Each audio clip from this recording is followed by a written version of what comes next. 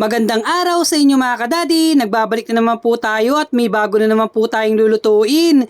Panibagong recipe na naman ito mga kadadi, ang pork steak natin. Kakaibang luto nga lang po ang gagawin natin sa pork steak na ito mga kadadi, ay lalagyan po natin ng gata. Hindi ko nga akalain mga kadadi, babagay pa nga ang gata sa ating pork steak. Tapos nga mga kadadi, lalo na ilagyan ko ng kalamansi, lalong sumarap.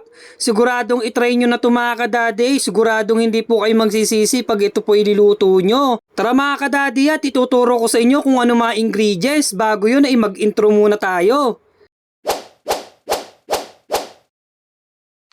At ito nga mga kadadi, ang laging ginagawa natin ay maggagayak lang tayo ng bawang sibuyas.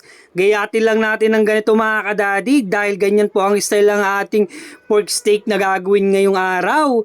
Ngayon mga kadadi ay maggagayak din po tayo ng kalamansi. Nasa sa inyo na po kung gaano karaming kalamansi ang ilalagay nyo. At isinunod ko na nga rin po dito mga kadadi nabili ni Mrs. sa palengke. Napakaganda ng pork steak po niya, napakalambot. Eto nga mga kadadi, pinirito ko nga lang po at hinayaan ko pong lumabas ang mismong katas ng ating pork steak.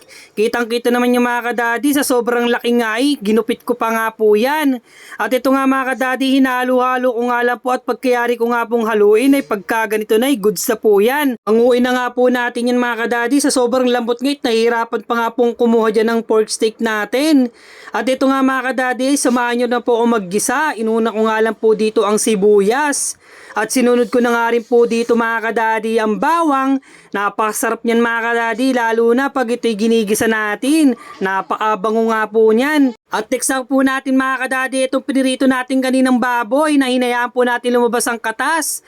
At ito'y minikos-mikos ko lang o kaya hinalo-halo ko lang mga kadadi para kumapit ang mga ingredients tulad ng sibuyas, bawang. At pagkayari nga natin mga kadadi maghalo, ilagay na natin ang unang piga ng gata. At habang naghihintay nga tayo ng pagkulo na ito mga kadadi, ilagay na natin mga ingredients tulad ng laurel, paminta mga kadadi, taktakan na natin yan. Nasa inyo na kung gaano karami po ang paglagay.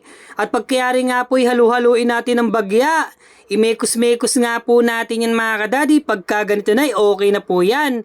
At ilagay na nga po natin dito mga kadadi ang sili. Habang naghihintay nga po tayo ng pagkulo na ito mga kadadi, ay comment yes naman po kung nagustuhan po nyo ang bidyong ito.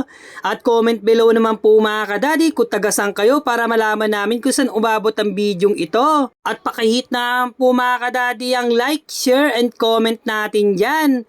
At mga kadadi, pakipalo naman po ang ating account para sa mga susunod na upload natin ay ma-update kayo.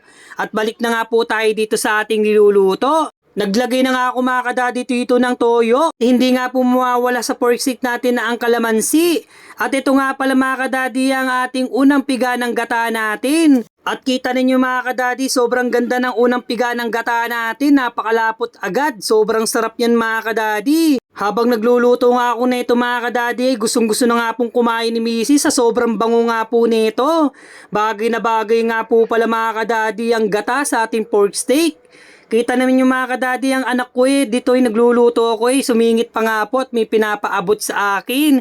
Napakakut nga po niyan mga kadadi ang aking anak, napakabait po niyan. At ito mga kadadi, ang ating pinapakuluan na ay lagyan na po natin yan ng pampadesign natin, pampasarap din ay yung ating sibuyas. Hindi po yan mawawala dahil kaya po ang kailangan po natin. At napakasarap niyan mga kadadi at napakabango pa. Dito'y inahayaan ko nga lang po mga kadading manuyo at para maging masarap itong ating pork steak. Ito nga mga kadadi at luto na nga po itong ating pork steak.